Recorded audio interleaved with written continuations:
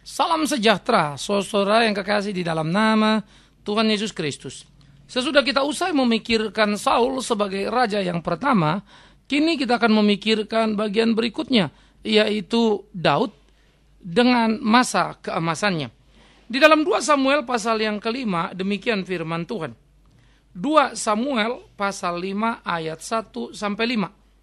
Lalu datanglah segala suku Israel kepada Daud di Hebron dan berkata, ketahuilah kami ini darah dagingmu. Telah lama ketika Saul memerintah atas kami, engkaulah yang memimpin segala gerakan orang Israel. Dan Tuhan telah berfirman kepadamu, engkaulah yang harus menggembalakan umatku Israel, dan engkaulah yang menjadi raja atas Israel. Maka datanglah semua tua-tua Israel menghadap raja di Hebron.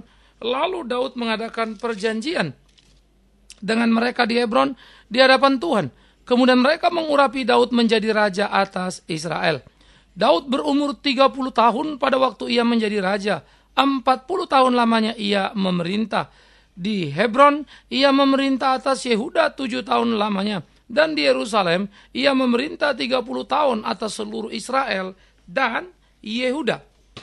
Lalu kita membuka juga 1 Tawarikh pasal 17. 1 Tawarikh pasal 17. Ini menjadi satu gambaran bagaimana Tuhan menyertai Daud dengan caranya yang luar biasa. Ayat 7 dan ayat 8. 1 Tawarikh 17, 7 dan 8. Oleh karena itu beginilah kau katakan kepada hambaku Daud, beginilah firman Tuhan semesta alam. Aku yang mengambil engkau dari padang ketika menggiring kambing domba untuk menjadi raja atas umatku Israel. Aku telah menyertai engkau di segala tempat yang engkau jalani dan telah melenyapkan segala musuhmu dari depanmu. Aku akan membuat namamu seperti nama orang-orang besar yang ada di bumi. Saudaraku yang kekasih, amat sangat menarik karena memang pada waktu Daud menjadi raja, ia membuat perkara-perkara yang luar biasa di dalam masa pemerintahannya. Ia makin besar, makin luar biasa. Nah, pada waktu Saul sudah meninggal dunia, maka kemudian Tuhan menuntun, membimbing bagaimana Samuel lalu kemudian memilih Daud menjadi bagian daripada kerajaan itu. Lalu dalam pertumbuhan perkembangannya sempat ada clash antara Saul dan Daud, sampai kemudian Saul mati lalu digantikan oleh Daud. Nah saudaraku, kita dengan segera bisa melihat Daud jadi raja pada waktu dia dikatakan berusia 30 tahun. Dan dia memerintah selama 40 tahun. Nah ini menjadi suatu bagian yang cukup menarik. Karena dikatakan kemudian Daud memerintah selama 40 tahun itu adalah atas seluruh Israel dan Yehuda. Kata-kata ini penting untuk digarisbawahi. Atas seluruh Israel dan Yehuda artinya seluruh kerajaan menyatu di dalam kepemimpinan Daud. Nantinya kerajaan ini pecah dua. Ya, jadi semua orang, semua suku ada dan bersama-sama dengan dia. Iya. Nah Yehuda sendiri adalah merupakan suku dari mana Daud berasal. Jadi artinya di sukunya dan suku-suku lainnya. Jadi 12 suku itu ada di dalam pemerintahan Daud. Ini penting saudara yang kekasih karena banyak orang mempunyai pengaruh hanya pada leveling suku-sukunya atau separuh suku atau sebagian suku begitu ya. Tetapi Daud mempunyai pengaruh atas seluruh suku, baik sukunya dan suku yang lainnya. Nah, Daud memerintah menjadi raja yang sangat luar biasa. Dia bertumbuh dalam pengalaman-pengalaman yang hebat, menjadi raja dengan kegemerlapan kemenangan. Maka Daud berhasil mengentaskan semua musuh di tanah Israel. Daud berhasil menancapkan pengaruh Israel yang begitu kuat. Sehingga musuh yang selama ini mengganggu yang menjadi onak dalam duri yaitu Filistin kalah total. Maka semua dikalahkan oleh Daud. Peperangan demi peperangan yang dijalaninya membawa dia kepada kemenangan demi kemenangan sehingga dia menjadi penguasa yang besar. Dan Alkitab mencatat bahwa dia adalah raja yang luar biasa yang dipakai oleh Tuhan. Nah ini menjadi menarik kita lihat. Jadi Daud di dalam pertempuran kemenangannya Tuhan tidak pernah meninggalkannya, Tuhan terus menyertai dia. Nah kemudian bagaimana Daud beranjak dalam kehidupannya? Bagaimana Daud menggapai masa keemasannya? Yaitu ketenangan, kenyamanan bagi seluruh negeri. Otomatis kalau ada ketenangan dan keamanan di seluruh negeri, perdagangan menjadi mudah bukan? Nah ini menjadi satu gambaran. Nah kalau perdagangan menjadi mudah, otomatis kemakmuran mengikuti bukan? Nah kalau kemakmuran mengikuti, otomatis semua rakyat senang. Nah itulah yang terjadi pada masa kepemerintahan Daud. Jadi Daud menciptakan satu masa-masa keemasan yang akan menjadi kenangan bagi semua orang Israel. Bagaimana Daud kemudian membuat kerajaan menjadi sangat ditakuti dan tidak ada orang yang mau berurusan dengan Israel. Daud menjadi raja yang luar biasa. Daud menjadi raja yang besar. Daud menjadi raja yang namanya amat sangat harum. Tetapi kemudian kita mengetahui bersama-sama bagaimana ini justru menjadi satu titik lagi. Keunggulan Daud menjadi kelemahan Daud. Kehebatan Daud berperang, keunggulan Daud yang luar biasa, kekuatan Daud yang dahsyat, ternyata juga diikuti oleh pilihan-pilihan terhadap istri. Sehingga sebagai raja tenar, ia mempunyai banyak istri dan gundik-gundiknya. Tetapi kemudian nanti akan jadi masalah. Sebagai raja yang tenar, kemudian di dalam persoalan istri ini, ia terjebak. Sehingga sebetulnya ia menzalimi Uria, suami dari Betseba. Karena dia tertarik kepada Betseba, dia mau ambil Betseba, dia merancang pembunuhan atas Uria. Sehingga istana dari Daud mulai diwarnai kepedihan, kengerian, dan pengkhianatan yang menyakitkan hati Tuhan. Sampai Daud kemudian ditegur oleh Nabi Nathan. Diingatkan bahwa apa yang dilakukannya adalah sebuah kesalahan. Daud menyesalinya dengan berdoa dan berpuasa. Ia menangis dan beratap, minta belas kasihan Tuhan. Daud berbuat salah. Nah ini nanti mengakibatkan kekacauan di dalam istana Daud. Karena antar anak Daud tak lagi ada damai. Antar anak Daud yang terjadi adalah tarik-menarik dan coba berebut kekuasaan. Menarik perhatian minat orang tua supaya diwariskan kepadanya atau dengan cara yang keras. Ya, mengakali atau mengkhianati saudara sendiri. Bahkan Absalom memberontak terhadap Daud dan Daud sempat melarikan diri dari Absalom. Lalu para pengawal-pengawal Daud atau orang-orang kepercayaan Daud pun sempat kecewa dengan kepemimpinan Daud. Mereka tidak bisa terima. Saudara-saudara, musuh Daud ternyata bukanlah Filistin lagi. Musuh Daud ternyata bukan kerajaan-kerajaan lain lagi. Musuh Daud adalah dirinya sendiri. Dia raja yang besar. Dia punya masa yang hebat. Tidak ada yang bisa melawan dia. Tetapi ia membuat lubang di dalam diri keluarganya. Sehingga menciptakan kekacauan dalam keluarganya. Memunculkan sebuah perlawanan yang justru lebih mengerikan ketimbang perlawanan yang muncul daripada raja-raja luar. Perhatikan. Ini menjadi sebuah pembelajaran penting di dalam sejarah hidup anak manusia. Kemegahan, keberhasilan yang kita gapai seringkali harus dibayar dengan kepedihan kepahitan yang harus kita alami. Betapa tidak mudahnya. Tetapi ini tentu tidak boleh menjadi alasan bagi kita untuk menggapai sukses lalu sahlah seluruh perbuatan salah kita. Tentu itu sangat berbahaya. Nah oleh karena itu, apa yang sudah dilakukan Daud di dalam pergumulan perjuangannya untuk memajukan seluruh kerajaan, menciptakan keamanan, ketenangan, dan otomatis menciptakan perdagangan yang baik dan menciptakan kemakmuran bagi rakyat. Musuh tidak ada. Tapi justru bukan di kerajaan, tetapi di dalam rumah tangga. Di istana di mana Daud ada, bersama dengan istri dan para gundiknya, anak-anaknya yang banyak yang berbeda ibu, saling bertikai, saling menyakiti, dan semua ambisi untuk menjadi pewaris kerajaan, padahal pewaris kerajaan hanya satu. Nah, ini menjadi kengerian tersendiri, sehingga sebetulnya kita melihat seringkali musuh yang besar-besar itu mudah kita kalahkan. Tetapi diri sendiri menjadi kesulitan yang luar biasa dalam hidup kita. Maka kita belajar dari Daud, raja yang diberkati Tuhan. Kita belajar dari Daud, raja yang dipakai oleh Tuhan. Kita belajar dari Daud bagaimana raja ini menggapai suksesnya. Tetapi ternyata raja ini pun mengalami kegagalan. Tapi ingat, bukan dari musuh luar istana, tapi dari dalam dirinya sendiri. Ambisi dan keinginan yang tidak terkendali membuat dia terjerambab pada keinginan-keinginan manusiawi. Ini mengingatkan kepada kita, saudaraku, betapa pentingnya di dalam hidup tiap orang percaya. Kesadaran akan pemeliharaan Tuhan dan pengujian diri yang terus-menerus. Supaya tiap orang percaya ada pada satu situasi di mana dia sadar Tuhan yang memimpinnya dan menyadari akan pimpinan Tuhan. Dan dia menaklukkan dirinya terhadap semua itu. Ini menjadi sebuah pemikiran yang sangat serius yang perlu kita pikirkan. Kita sudah biasa mendengar peristiwa orang yang semakin terkenal, orang yang semakin tenar, bahkan di lingkungan hamba Tuhan misalnya, kemudian terjadi sebuah permasalahan, kemudian terjadi sebuah skandal, entah uang, entah apapun. Kita melihat, ketika mengaburnya motivasi, makin kacaunya keinginan tiap orang Nah, itu menjadi sebuah pertanda-pertanda yang sangat menakutkan. Nah, oleh karena itu, ini menjadi bagian yang perlu kita perhatikan. Supaya kita hidup seperti apa yang Tuhan kehendaki. Dan jangan sampai terjebak pada jebakan-jebakan yang salah. Di dalamnya supaya Tuhan dipermuliakan. Nah, karena itu lakukanlah apa yang harus kita lakukan dalam kehidupan kita. Sehingga hidup kita sungguh-sungguh menjadi hidup yang menyenangkan hati Tuhan. Kita dituntun, dibimbing oleh Dia. Maka kita harus taat pada Dia. Kita menang atas segala apapun kehidupan seperti Daud menang atas perang. Karena Tuhan. Maka seharusnya tiap keputusan yang akan dibuatnya ia bertanya pada Tuhan. Mana Daud bertanya pada Tuhan? Waktu mau mengambil Betseba, bukan? Mana mungkin Daud bertanya pada Tuhan waktu dia membunuh Uria? Ia membuat keputusan pada dirinya untuk memenuhi ambisinya. Dan dia bersalah di hadapan Tuhan.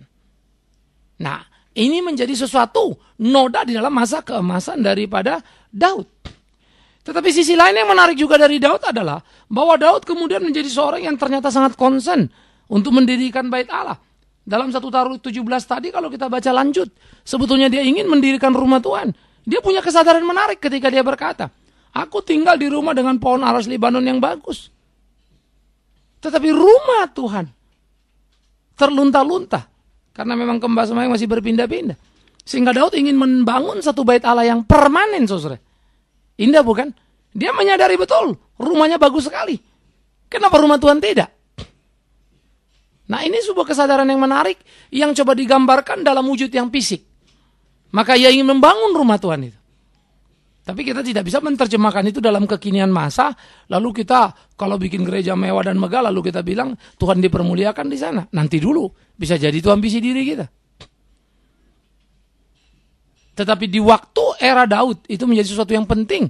Karena memang bait Allah cuma ada satu dan satu-satunya di Yerusalem.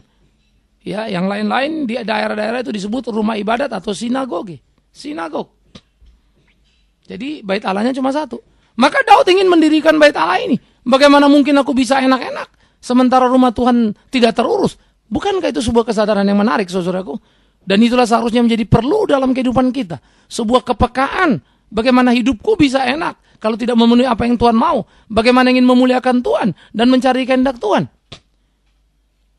Nah, kesadaran yang menarik pada diri Daud ini yang menjadi sebuah kesadaran yang perlu kita lihat bersama. Namun, kita pun menyadari bahwa Daud tidak pernah diizinkan oleh Tuhan untuk membangun bait Allah. Tapi Tuhan berkata, bukan engkau tapi keturunanmu. Dalam hal ini Salomo yang akan kita bicarakan berikutnya. Daud tidak boleh mendirikan bait Allah karena dikatakan tangannya penuh dengan darah. Bukan karena tidak layak. Karena toh nanti kalau mau dilihat dari kualitas hidupnya, Daud ya jauh lebih layak daripada Salomo. Daud punya dosa dan salah betul. Tapi melihat Salomo lebih parah. Tapi kenapa Daud tidak boleh? Karena tangannya penuh dengan darah. Apa maksudnya tangan penuh dengan darah? Karena dia hidup selalu dalam peperangan yang tidak hentinya. Israel mengalami masa keemasan karena mengentaskan musuh. Dan Daud hidup separuh hidupnya itu adalah berperang dan berperang dan berperang. Artinya, dengan berperang dan berperang berlumuran darah. Artinya lagi, tidak ada cukup waktu kamu untuk mendirikan bait Allah. Enggak akan bisa selesai. Nanti bukan kau. Urusanmu menenangkan dulu kerajaan ini. Membuat kerajaan ini aman dan tenteram. Nanti bait Allah anakmu. Hebat ya.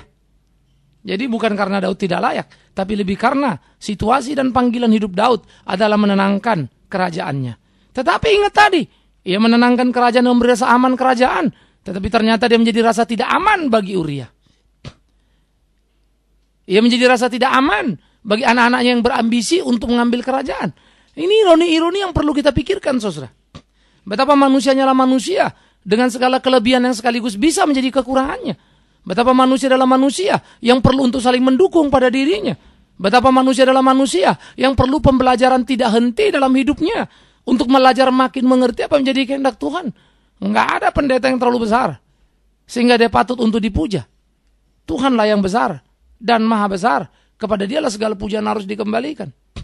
Enggak ada pendeta yang terlalu hebat. Sehingga dia tidak bisa salah. Sehingga semua kata-katanya harus didengarkan. Itu penipuan namanya. Dan memang itu menjadi kenikmatan ambisi manusia. Di mana orang selalu ingin atas nama Tuhan berkata, Tuhan bilang ini itu pada saya. Padahal belum tentu. Dia hanya menipu menyembunyikan diri di balik kata-kata Tuhan berkata pada saya. Kengerian dalam kehidupan menjadi sangat menakutkan. Hati-hati. Ya, saya selalu belajar dari bagian-bagian ini. Betapa keunggulan saya menjadi ketakutan saya.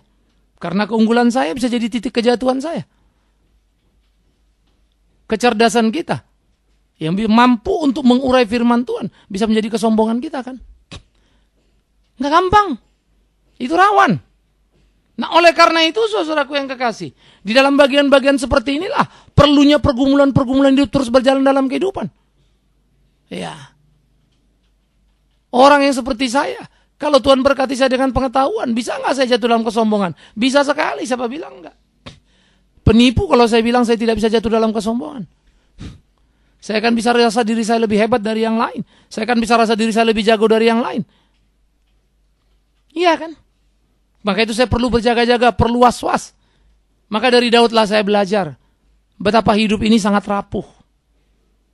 Dan betapa kita perlu Tuhan di dalam sepanjang hidup kita, bukan karena ada persoalan. Bahkan tiap langkah ketika kita mengayunkan langkah kita, pimpinan Tuhan yang menyelamatkan kita. Tanpa itu, maka habislah kita. Jadi, kita mesti belajar dari apa yang dialami oleh Daud. Mencapai masa keemasan yang luar biasa. Dia hanyalah gembala kecil yang ada di padang di padang rumput sana mengembalakan domba. Tuhan panggil dia yang tidak berdaya, yang mukanya imut-imut, tidak pantas, tidak cocok jadi pahlawan, terlalu mulus. Tapi kemudian berhasil, bahkan menjadi raja yang hebat, memberikan masa keemasan bagi Israel. Namun, di dalam kehidupan rumah tangga, ia mengalami noda yang mengerikan, yang menyakitkan. Ia tak lagi mampu menuntun membimbing anak dengan tepat, sehingga anaknya Absalom memberontak pada dia, menjadi berlaku kurang ajar. Tentu saja Absalom salah, karena mau memberontak pada ayahnya. Tapi peluang itu tidak akan pernah terjadi, kalau ayah tertib dalam hidupnya. Bukankah begitu saudaraku? Oleh karena itulah dalam hidup kita mesti terus berani meneropong diri kita. Di dalam keseharian kita bisa menggambarkan, bisa mengaplikasikan bagaimana sejarah Israel yang berlangsung. Ya, Saul yang hancur hanya karena tidak sabar menunggu pertolongan Tuhan. Lihat lawan, udah grogi sendirian, lalu cari jalan. Dan mengambil tugas yang diemban oleh Nabi. Karena dia berpikir Tuhan bisa terlambat menolong. Ironis. Maka dia coba membuat sesuatu supaya mempercepat waktu Tuhan. Tapi Daud yang bergantung pada Tuhan, Daud yang cukup sensitif di dalam menaruh harap pada Tuhan, ternyata punya ambisi diri, punya selera-selera yang tidak terkendali, dan dia terjebak di sana. Keunggulannya pun jadi kelemahannya. Ironis, tapi itulah hidup. Maka kita di sini belajar dari sejarah Israel, belajar daripada raja ini, kita harus mencermati diri kita. Kita harus melihat posisi kita, supaya kita jangan hanya bangga dan puas bahwa saya orang Kristen, saya aktivis, saya majelis, atau saya pendeta. Apalah sulitnya jabatan pendeta? Siapapun saudara hari ini, kalau ada gereja mau mentabiskan, ya jadi pendeta. Selesai. Itu cuma numpang acara setengah jam, 1 jam, beres. Noh. Maka semua itu bisa menjadi bentuk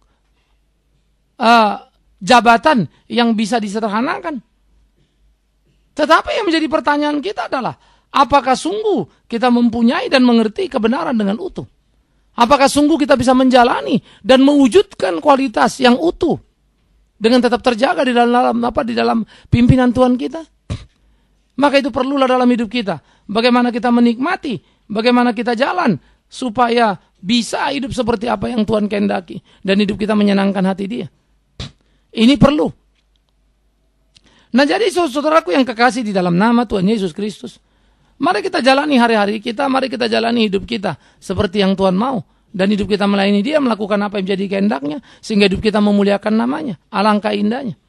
Nah mari saudaraku yang kekasih, kita lakoni kehidupan ini seperti apa yang jadi kehendak Tuhan kita. Sehingga kita tetap peka. Kalaupun Tuhan memakai kita di hidup kita untuk membangun satu masa keemasan, awas. Jangan sampai keunggulan menjadi malapetaka kita. Karena itu berjaga-jagalah. Jangan bilang begini ya, emangnya Tuhan tidak bisa jaga Pak? Tentu saja Tuhan bisa jaga. Tapi kita bukan robot yang akan terus diatur-atur sedemikian rupa oleh Tuhan. No. Kita diberi wilayah untuk bertindak. Tapi kita tidak bisa bebas semau kita. Awas, perhatikan kalimat ini. Kita diberi kemerdekaan, tetapi tidak boleh menyalahgunakan kemerdekaan. Kita tidak pernah bebas pada diri kita. Free will, kehendak bebas kita adalah kehendak bebas yang terbatas. Boleh melakukan apa yang Tuhan bolehkan, tapi tidak boleh melakukan apa yang Tuhan tidak boleh lakukan. Apa Tuhan katakan tidak boleh untuk dilakukan. Sehingga pemikiran kita dengan pemikiran dunia berbeda. Aturan kita dengan aturan dunia berbeda. Kualitas kita dengan kualitas dunia berbeda. Nah karena itu kita perlu untuk melihat kehidupan kita. Bagaimana hubungan suami istri kita. Bagaimana hubungan keluarga kita, orang tua dan anak. Apakah semua beres? Atau justru menjadi satu titik-titik permasalahan karena kita kurang menjaga diri dengan baik-baik. Jangan bersembunyi di balik jabatan kemajelisan atau keanggotaan atau lagi kependetaan. Tapi kemudian keluarga kita berantakan. Enggak terurus. Itu berbahaya sekali. Karena itu akan menjadi kebencian buat Tuhan. Tuhan menggugat kita, Tuhan menuntut kita untuk hidup sesuai dengan kehendaknya. Melakukan apa yang dia mau. Dan memang sudah seharusnya kita begitu. Nah, jadi saudaraku yang dikasihi Tuhan. Kita sudah belajar dari Daud. Yang luar biasa dipakai oleh Tuhan. Untuk menggapai masa keemasan. Menjadi raja 40 tahun. Ya, selama 40 tahun memerintah. Dan naik menjadi raja usia 30 tahun. Ia telah membuat satu demonstrasi yang luar biasa.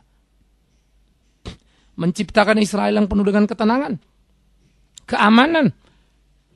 Dan perdagangan yang cukup baik. Nanti Salomo tinggal mengembangkan benih-benih yang sudah ada. Ada ketenangan bagi seluruh orang Israel. Tetapi ingat tadi, di masa keemasan, di mana Tuhan pakai dia, ia justru menciptakan titik buram dalam kehidupannya. Bukan dari musuh-musuh luar istana, tapi dari dalam dirinya. Betapa hidup harus berjuang. Masa keemasan boleh datang, tapi jangan sampai ada buram dalam kehidupan kita. Nah, biar ini menjadi pergumulan saudara dan saya. Biarlah sejarah Israel menjadi pembelajaran bagi kita. Betapa carut-marut perjalanan para raja-rajanya bisa menjadi pembelajaran penting bagaimana sejarah itu bergerak. Kalau bukan karena kasih karunia Tuhan, semua sudah berhenti, bukan? Tapi kalau ada kasih karunia Tuhan, jangan digampangkan. Maka apa yang sudah berjalan, apa yang sudah bergerak, tak boleh diremehkan. Biarlah Tuhan menolong kita, Tuhan memberkati kita, biarlah Tuhan memampukan kita untuk melakukan apa yang jadi kehendak Tuhan dalam hidup kita. Selamat untuk hidup sungguh-sungguh. Amin. Baik saudaraku yang kekasih, sebelum kita berdoa, kita akan mendengarkan dulu beberapa hal berikut.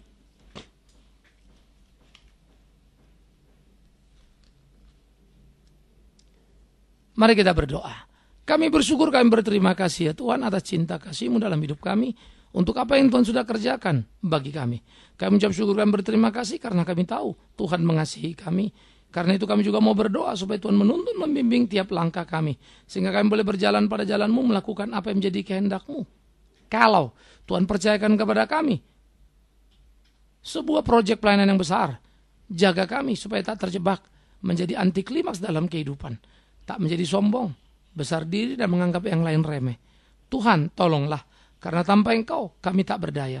Maka tiap rumah tangga keluarga Kristen yang mendengarkan firman-Mu pada hari ini, secara pribadi di tengah pergumulan, kalau mereka ada pada titik tempat yang salah, mampukan mereka mengkoreksi diri, dan biarlah oleh kuasa Tuhan mereka mengubah diri, dan akhirnya untuk kemuliaan Tuhan saja segala sesuatu boleh dikembalikan. Terpujilah nama Tuhan. Amin.